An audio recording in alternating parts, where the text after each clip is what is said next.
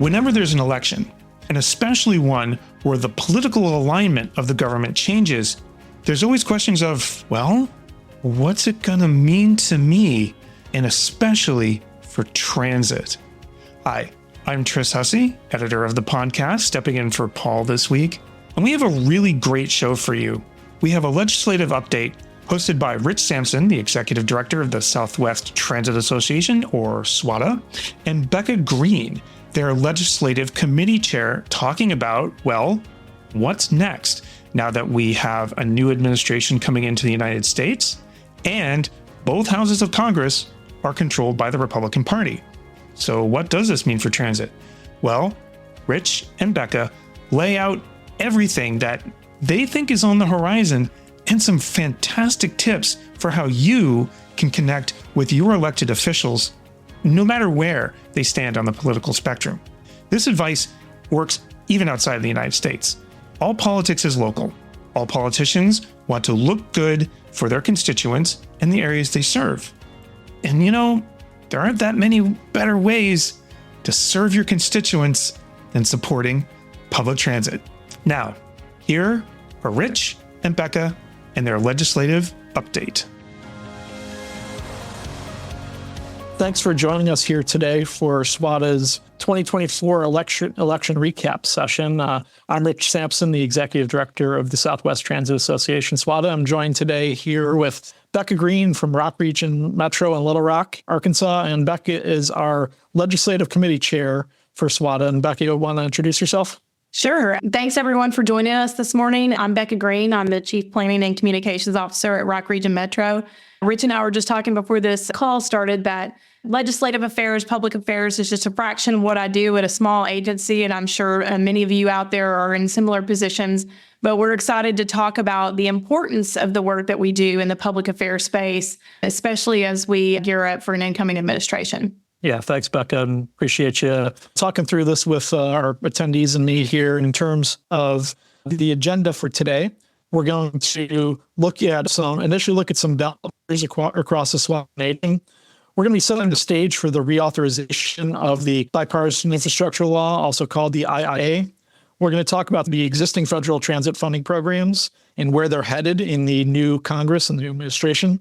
Some issues on regulatory relief and policy changes that will play into the reauthorization aspects and proposals as we move forward. And then kind of we'll wrap up with how do we, move forward with messaging for the new leadership that was just elected or, in some cases reelected in Washington. So that's kind of our game plan for today. Becca, you want to kick us off? Sure. Thanks, Rich. So let's start with transit ballot initiatives. 87% of transit initiatives on the ballot won this year, which means that transit investment continues to be popular among voters. Some of our initiatives were part of the SWTA Nation. So Rich, do you want to take us through those and what we can learn from their success? Yeah, absolutely. And we had a really good day on Tuesday last week in terms of voters in the SWTA Nation that had a chance to approve ballot measures, whether referendums or taxing measures and things like that. In the Phoenix region, primarily Maricopa County, they had a big measure to fund Valley Metro and other services in that region. It's been a multi-year effort that Valley Metro and advocates in the region have been really pressing forward, and a lot of demographic and political changes in Arizona the last few years, and the timing of this seemed to be just right for Valley Metro and their peers. Arizona Transit Association has done great work on this topic, kind of galvanizing everybody together. So this presents some short and long-term funding for Phoenix and the Valley Metro to focus on their current services and do even more. So that was one of the highlights. In the same state up in Arizona and Flagstaff, Mountain Line had another successful measure that continued their existing sales tax that they used to support their service there and will allow them to fund new and improved services in the town that is home to Northern Arizona University, and a real good market for transit. Lots of folks that are taking lots of frequent short trips online and elsewhere. So we're pleased to see that one in a small urban type community.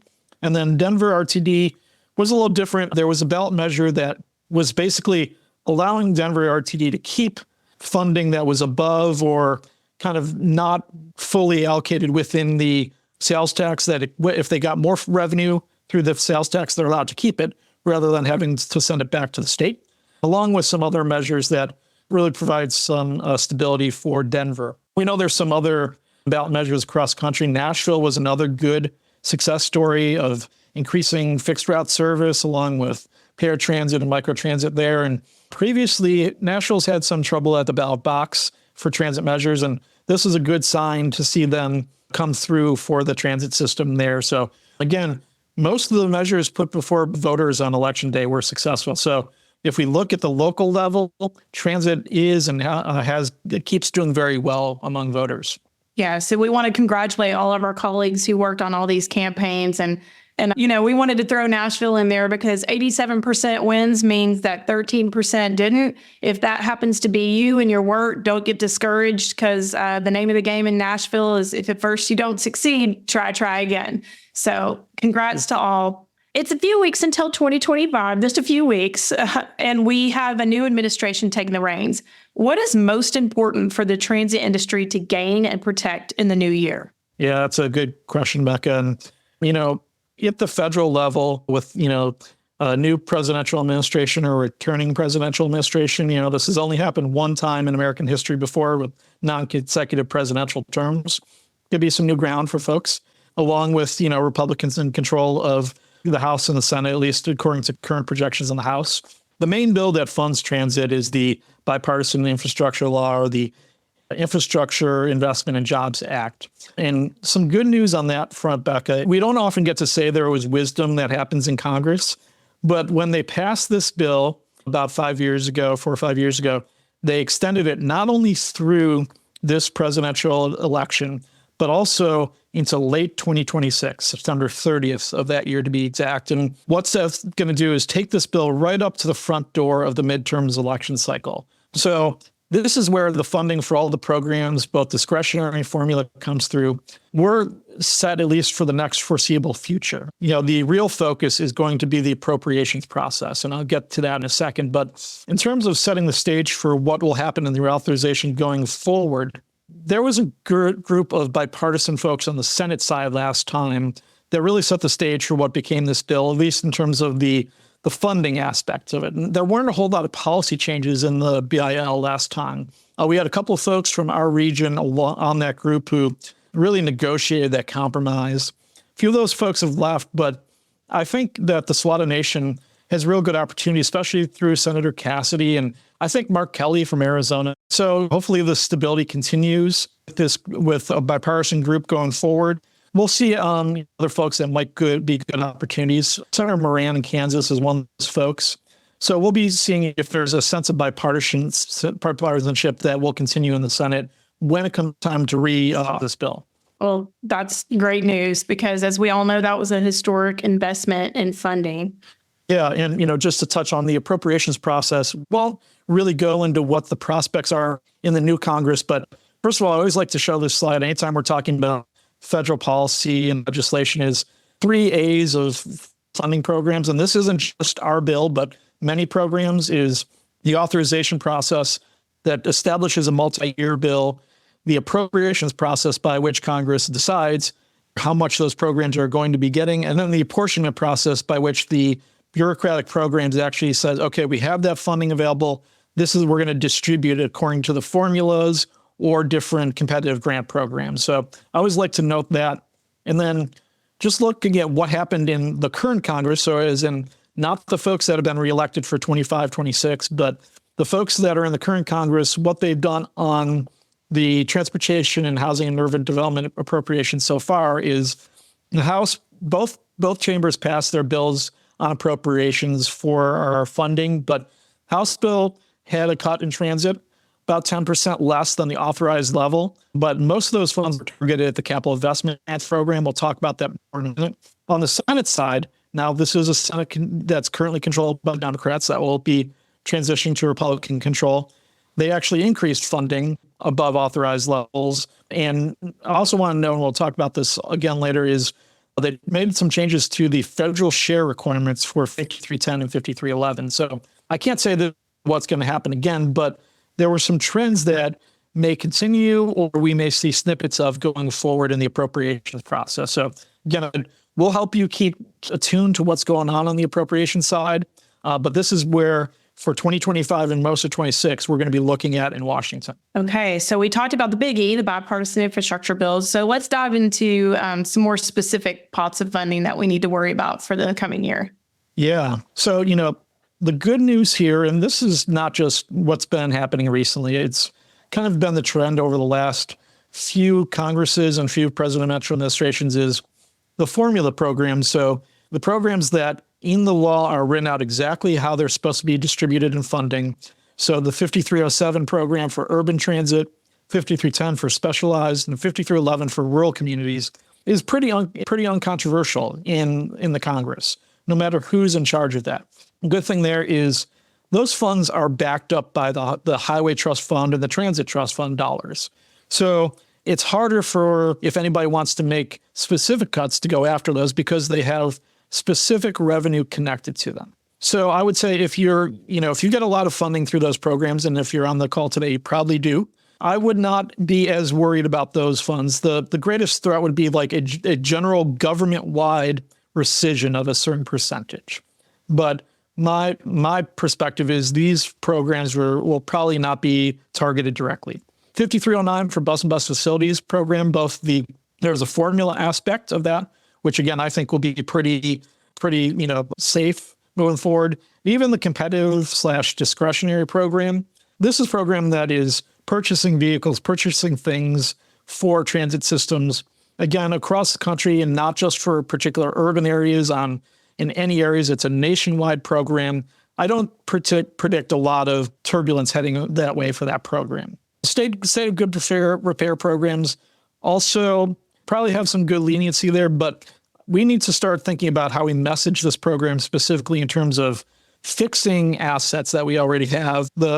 President-elect Trump, that was something you focused on before, but if you noticed on all his speeches, he had a sign out below his podium saying, Trump will fix it. State of good repair is a chance to connect to that momentum on fixing things. So I think this is a chance for the transit industry to kind of connect with some of that messaging. And I don't mean to suggest that Democrats also don't want to fix things. This is something that if we kind of distill it to that message, we probably have a good shot of making a good case here. And then lastly, the capital investment programs, new and small starts, core capacity. This is where we may see some friction, and we have in the past, particularly in the previous Trump administration, of these are programs that were moved outside the trust fund funding levels before. And this is where you may start to see some issues going on as the appropriations process unfolds, and specifically how much money is authorized for those programs. So this is going to be a tougher one to figure out where we're heading on, but now's the time to make your case for these programs that we do need to continue investment. SWTA strongly supports them. Just in terms of looking at the dynamics, though, this will be our toughest battle going forward. So let's switch for a minute and talk about regulatory relief, starting with workforce development. We know that there's transit advocates who are pursuing dropping the under the hood requirement, for example, for fixed route operators pursuing CDL licensing, which should be, hopefully a best practice that can be added on the federal level for recommendations for all the states. But do you think the incoming administration will be open to this idea? And are there other actions we should be taking to bring more incoming administration awareness about the ongoing shortage of fixed route bus operators and any other forms of relief that we can find? Yeah, Becca, I think that's a good question. And, a waiver from the FMCSA's under the hood requirement is I think a reasonable first step in addressing the issues, specifically those related to CDL, commercial driver's licenses. The challenge for us is that these were enacted in a piece of legislation that really wasn't intended to impact transit as much as it has. It was mostly for over-the-road trucking. And regardless of what's going on, I think in the Trump administration, we heard pretty clearly from Congress that they don't have much interest in changing the legislation there. It was a lot of hard work on both sides. I don't expect that dynamic to change, but a waiver is a process that doesn't require reopening the hood, so to speak, of that legislation. So it's one area that, doesn't require any additional funding. And generally, if you want to make government less cumbersome for folks, this might be an approach that has some currency right now, is trying to remove things that are needlessly complicated in government. And I think also on the CDL aspect, we're going to want to look at how that impacts with the testing program in general and how we can eventually start heading towards a standalone transit exemption from the CDL rules.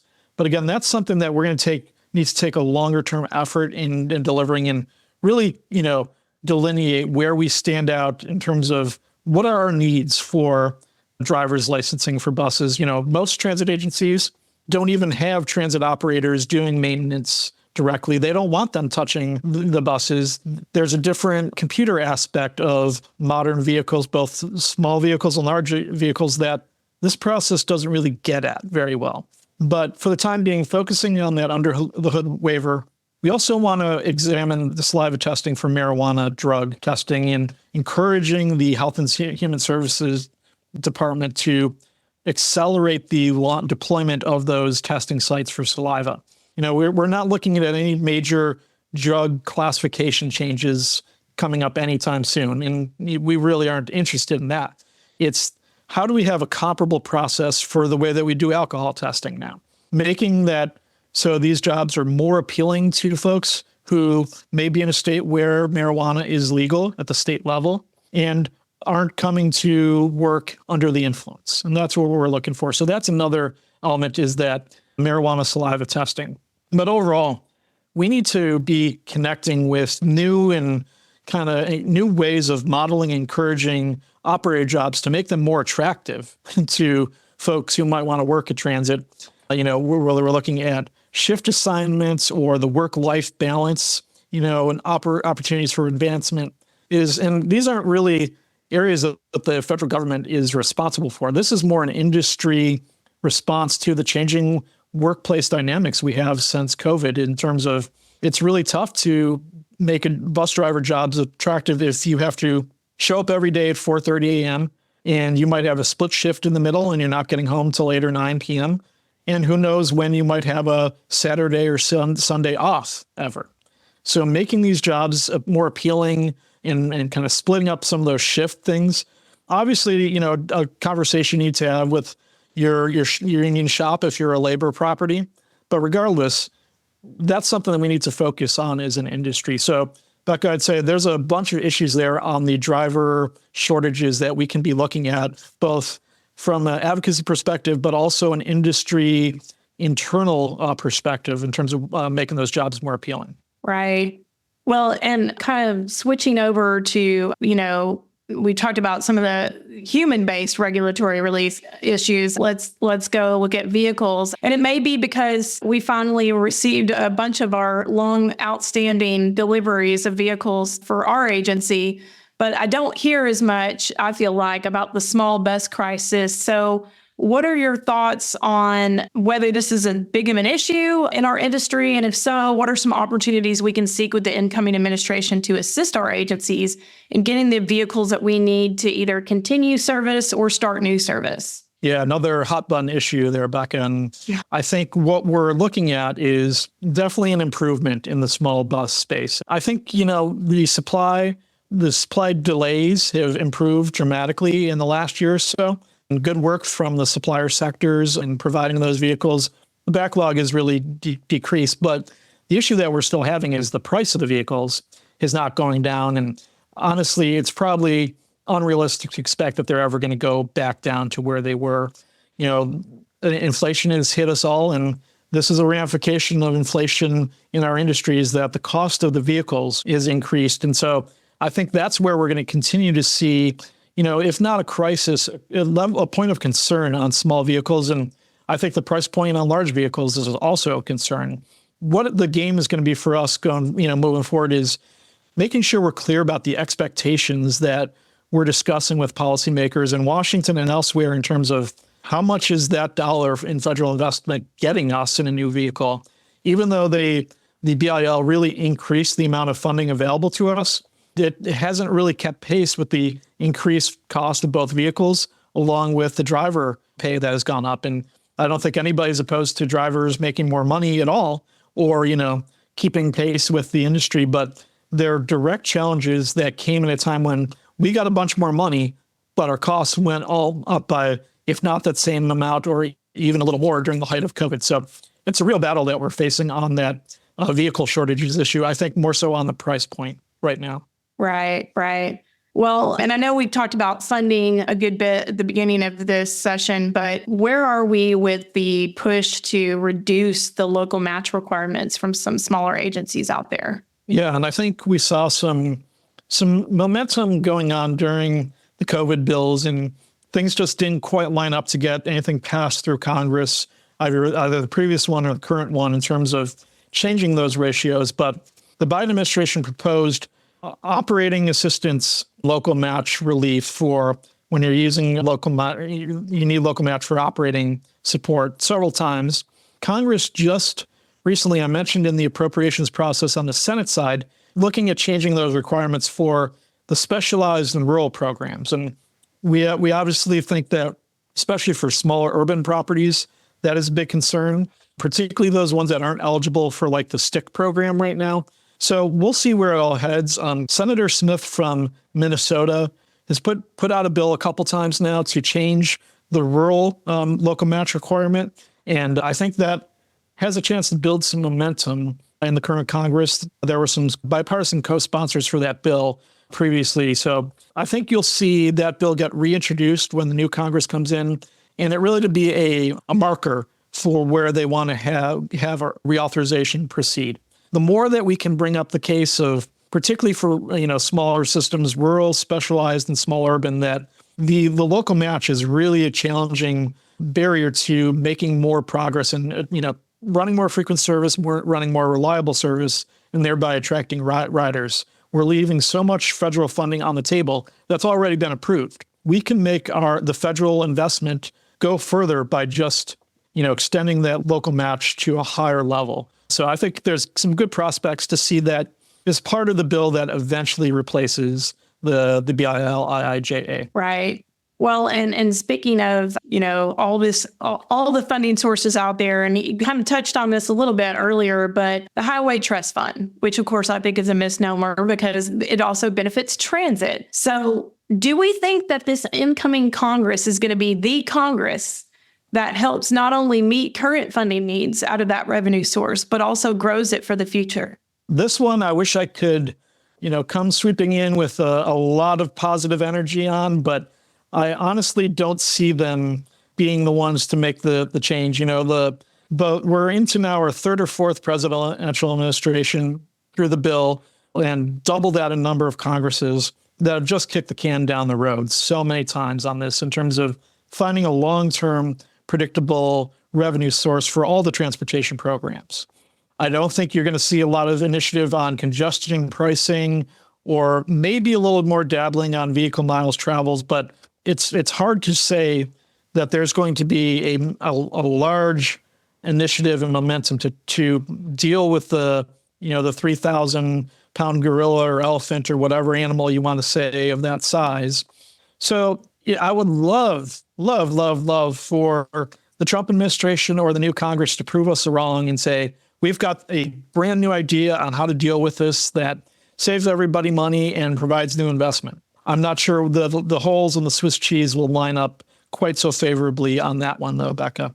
And I just want to note that in the most recent FTA circular that kind of made some technical changes to a bunch of program requirements, this came out just a few weeks ago. Things like indirect cost agreements and property that you're doing in capital projects, but most notably the vehicle disposition changes that a lot of folks were working on, that sale of vehicles past useful life. There's a little bit more leeway here in terms of what you're allowed to do between that $5,000 and $10,000 range. I just want to note it on all these technical corrections is some things that were recently changed by the current administration.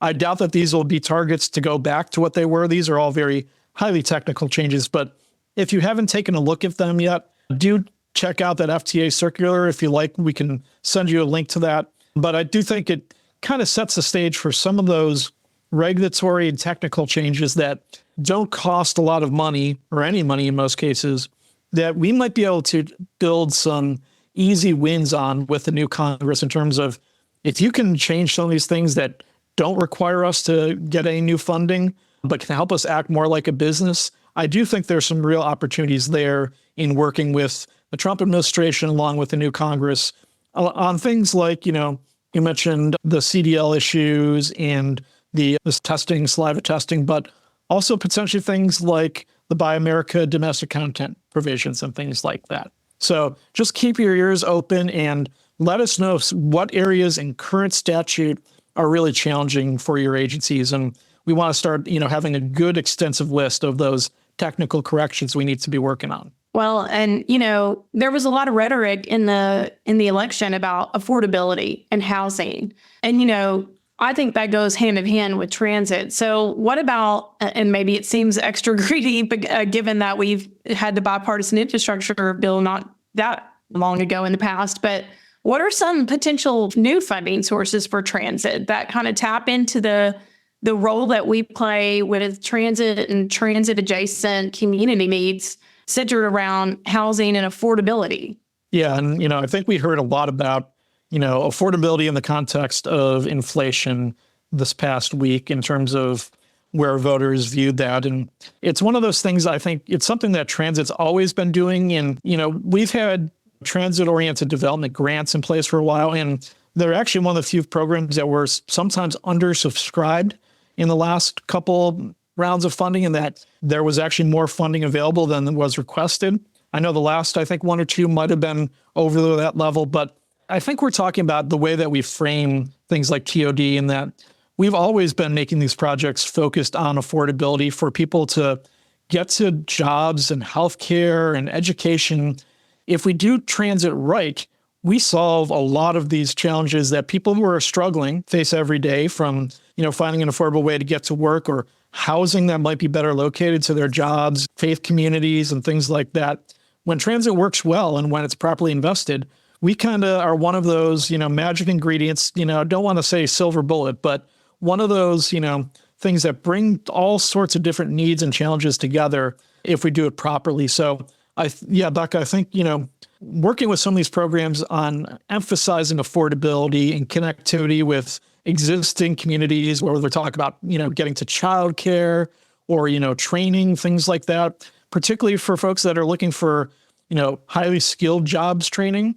These might be really good, emphases in the new government that's coming in. The other area I wanted to point out is there's always, the opportunity to realize some more funding through the Highway Administration funds, FHWA, and there's a lot of allowability built into the BIL, at least, to shift and flex some of those funds. We don't do that a lot because we don't have a lot of focus, across the board. Nope, not calling out any particular state, and there's some that states that do really well in this, of connecting that investment to how those states run their DOTs and flexing those highway funds to transit. So I think, most immediately, those funds are already there in terms of new funding that you asked about, Becca. So opportunities to flex more highway fund dollars to transit might be an opportunity for us going forward. Good. And definitely the message of affordability and being linked to transit, I think, is something we can carry forward in our messaging, that the election was a hot buzzword during the election. Earlier this year, SWTA hosted another session on advocacy work at not only the state level, but also the federal level. And we had some colleagues from Colorado and Louisiana, and then also from Tennessee and Oregon on that call. And I was so impressed with the work that they're doing with reaching out to their respective delegations and keeping transit investment at the forefront of those conversations and community conversations. And some of the things that struck me as being relevant to moving forward with advocacy in 2025 was just a return to basic relationship building. I remember Anne from Colorado had said that she spent a lot of time in meetings that had nothing to do with transit, but she just wanted to be present to start building those relationships with other community members that she runs across in her work and her role as in an advocate position.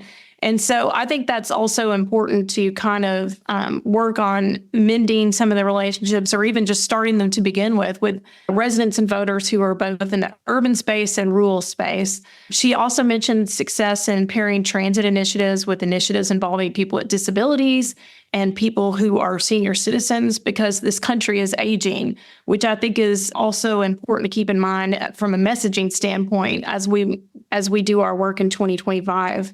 There were also some stories about how other agencies would take their riders to Capitol Hill to visit with elected officials one-on-one and real world human interest story, which human interest stories are always key to our visits with our respective delegations and making sure they understand how we're using our funds.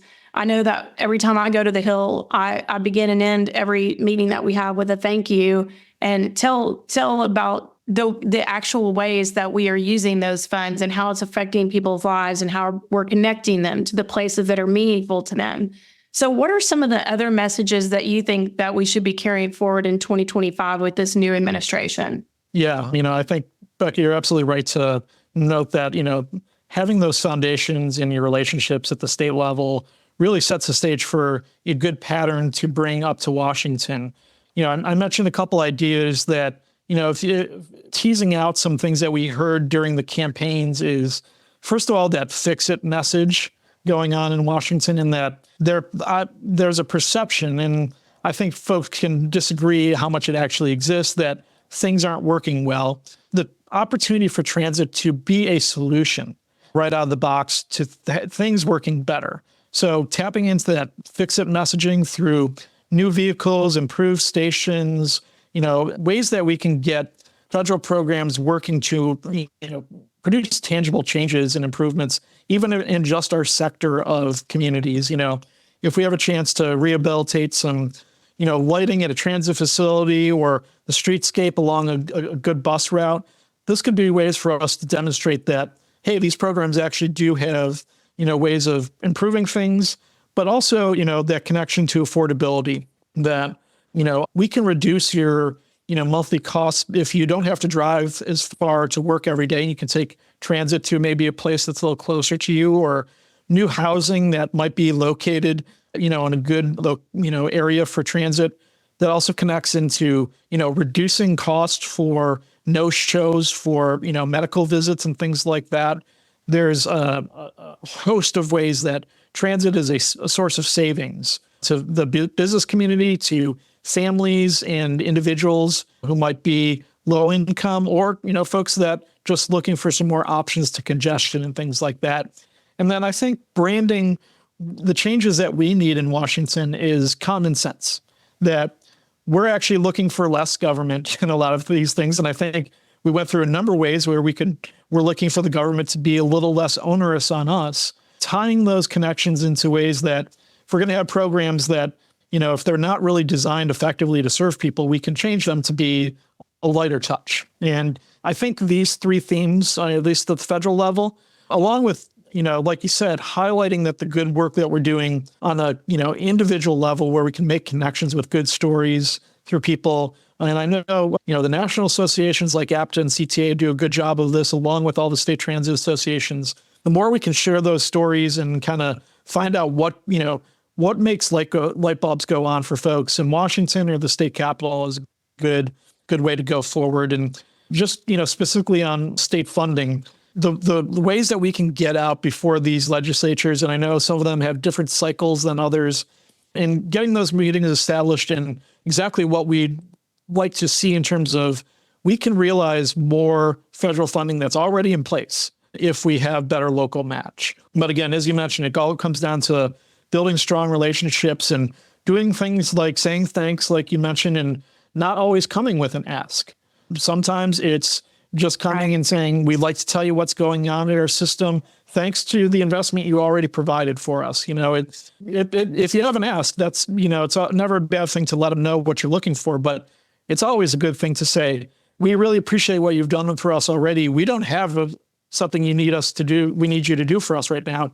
We want you to come and celebrate with us on a new facility or whatever, and keep those relationships going in terms of positive development. So I think those are some of the keys going forward. And Becca, if you have some other thoughts on that messaging before we take some questions and all that. Yeah, no, I think that's all good stuff. I love the phrase transit can be a source of savings. I've filed that away from my toolbox because that is so true. And then, just the, not always having an ask. I think that's absolutely key. It's kind of like you are talking with your friends. You don't want to always be asking your friend from something and be a taker all the time. Sometimes, it helps. Elected officials they want wins too. They want to be out there. They want to be part of the fun, festive things to show when you're showing off kind of what your investments are bringing. Be sure to always invite people, even if they really had like a low to no involvement in the project. It never hurts. It's never a bad idea to invite out all of your respective local, state, and federal delegations. And they usually have staff members in your area if they can't make it themselves to come out and see. And that just helps build those personal relationships as you do things like that. When you don't have to have an ask, it's just a fun day where everybody gets to bask in everyone's happiness about a project finished, So I see that we do have one question to start us off in the Q&A from Mike Bartholomew. He's asking will the tariffs proposed by the president-elect potentially affect supply cost and availability, especially for BEBs? Yeah, and thanks, Mike. Good to hear from you, as always. I think that's a really good question and an unknown in terms of how those tariffs are going to play out. What actually happens is the tariff gets imposed on the domestic company that's importing that object or that product. And we'll see, how those tariffs are imposed. Are they going to be on specific sectors, like private automobiles? Are they going to be on things like steel and other factors? So, we talk about, sometimes the Buy America provisions being onerous, and I think in a lot of ways they are, but in some ways it might shield our industry somewhat in that we were not allowed, at least if you're using federal funds, to take advantage of some of those exported or, international products. So I think it's really a good point, Michael, to monitor that tariffs discussion as it goes forward. The details on what sectors of the economy and industries are subject to tariffs is really unknown right now. But I do appreciate you bringing that up because it's something that obviously was a big focus of the Trump campaign, especially in the final days. So we need to hear more, ideas on the proposals, and that's something that from SWTA we'll take a good hard look at. Other thoughts, comments? So we have Sean Riley who asked in the chat, the first Trump administration urged Congress to eliminate the CIG program. Will this be a focus of the second administration? Again, the proposals haven't been that granular. I wouldn't be surprised if it shows up in documents and, whether it's part of, as you can tell, we're nonpartisan here. We're not, inflecting our judgments on anything. I will say that proposals to eliminate the capital investment grants program have been in most proposals from folks more on the right side for a long time, and generally Congress has not been in favor of getting rid of them entirely.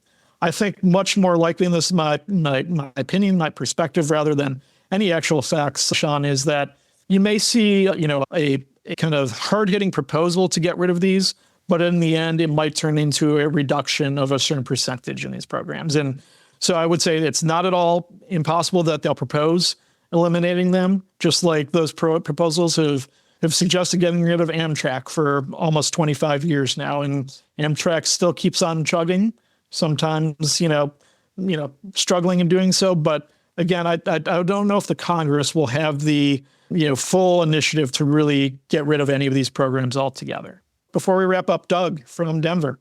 Thank you very much. I appreciate that. One thing I wanted to focus on relative to advocacy with the new administration, we had a meeting of the American Public Transportation Association Executive Committee over the weekend, and we had presentations by our advisors from Errant Fox, and included in that discussion was the concept of being able to communicate with the new administration that we are addressing fare evasion. One thing that we have heard from some of the legislators, members of Congress, is, why should we be giving you more money if you aren't even collecting the money that you're due? And I think all of us agreed that that is a topic that we need to spend a little more time on and address. And we had, WMATA was there and talked about the problems that they've had. And they have a hardened system. We have an open system at RTD in Denver. And so it's not quite the same. But I just wanted to bring that up as a topic that has gathered some momentum from people who have a sense of what it's going to be like with the new administration. Thank you. Yeah, thank you so much, Doug, for that insight on what the top folks at APT are hearing right now. And, I think that's a good, beacon for us that that's an issue that we'll want to be prepared to discuss, and it's such an issue that, agencies have different approaches to, from fair, free, and then also the challenges of maintaining and enforcing those fair collections. But it's absolutely urgent that we take a look at and be prepared to have a reasonable discussion on the topic. And Doug, while I see you on camera there, congratulations on RTD's success on Election Day. It was great news. And continuing to build on the momentum you all have going there. And Charmaine, I see you. And before we go to the next question, I'll just jump in there and say, Doug, I hear you. And I'll just say, as someone who took advantage last summer and of the fair, free rides that you did in this summer to promote your ridership, Colorado being one of my favorite states to visit, I would say that there's an untapped message there about the marketing and tourism potential that such things do, because it made it very easy. For the first time, I took my in-laws after trying to get them to go with us for years, and it made everything so seamless. And that is a golden tourism opportunity, and we're coming to your state and spending our discretionary dollars. So for every naysayer out there who's an elected official talking about where's the skin in the game is me coming to a town for 4 or 5 days and spending my discretionary dollars. So, there's always a way to kind of attack that kind of message. But yes, and we had something similar happen when we went fare free with our streetcar years ago, but it absolutely skyrocketed ridership, and we had numbers and results like that. It makes it really hard to argue with the sense in doing it. I mean, before that, we only took cash on those streetcars, and who carries cash in, this century? So it was just a really good thing for us to do. And I think the backside of that is keeping reminding people of those success stories of what can happen when you take a chance like that. But okay, we'll go to Charmaine for her question. So I have a question about some of the grant programs that are appropriated till 2026. Are most of those likely going to drop off next year, or do you think there's a chance we'll still have it, but amount would probably be reduced?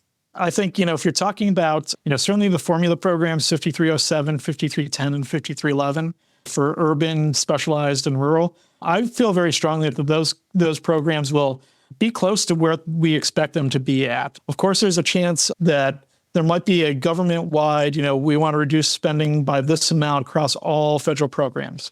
I would say that'd be the most likely scenario for those programs, Charmaine.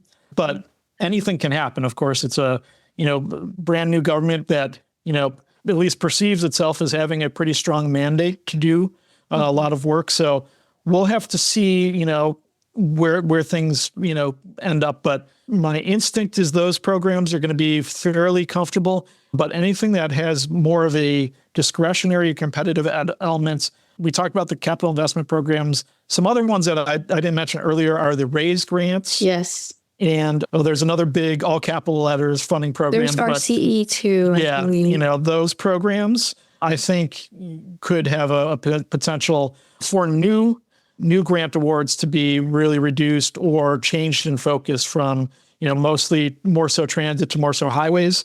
That is something that could definitely play out in those very specialized programs, one of which used to be called like Tiger, and kind of the evolution of those programs. Yeah, I think those big discretionary competitive programs could be subject. I'm not sure that there's much of a risk is if you've already received an award that they would go back on that commitment. I think that's generally been considered bad faith by the government to award projects on a multi-year full funding a grant agreement, and then for those to be rescinded once they're kind of in play. Again, that's not something that I have a ton of expertise or familiarity on, but I would say if you've already received a raise grant or something like that, that the government will probably pay that out. The levels that are available for future iterations on that could be concerning. Thank you. Yeah, did that answer your question, Charmaine? Yes.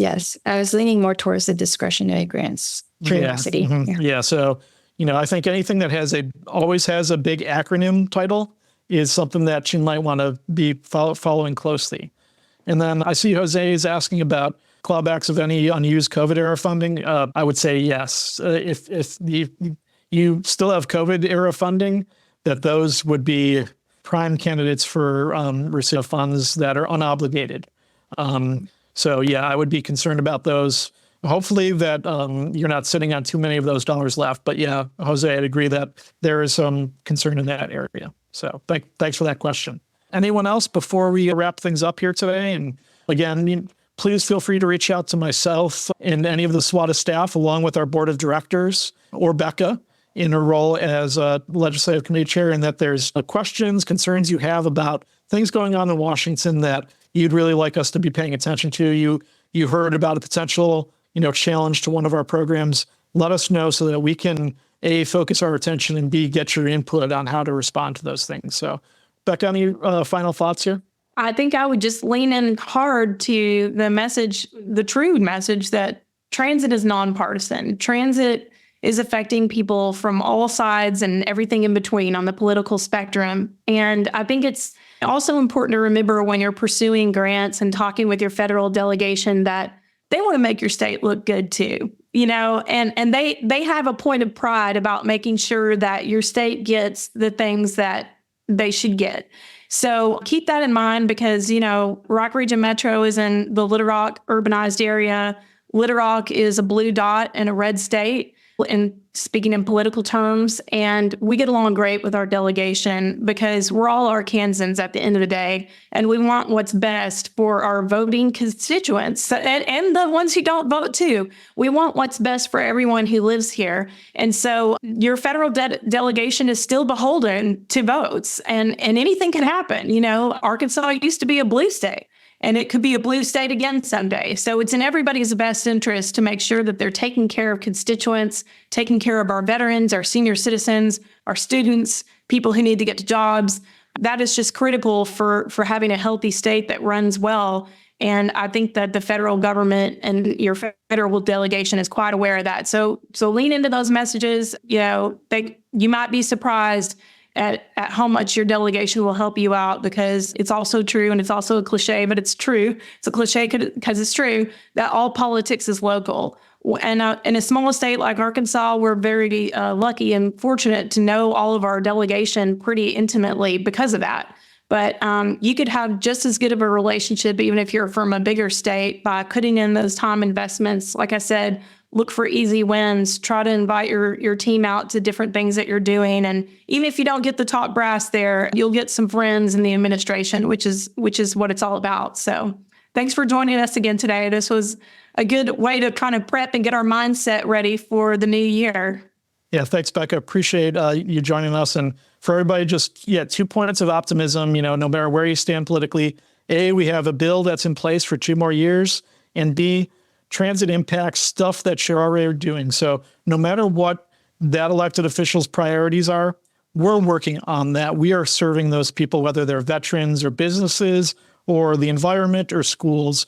Whatever you care most about, transit has a role in making that better in your community. So 2 really positives for you to kind of, no matter where you stand, we have those things going forward. So thanks again for joining us here today with SWTA, and we hope to see you soon in Tucson.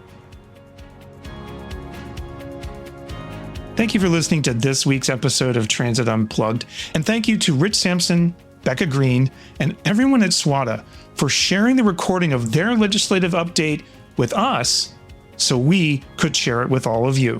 Now, coming up next week, we have an episode that I think absolutely typifies how public transit, and especially paratransit, makes a huge difference in the lives of people in your community.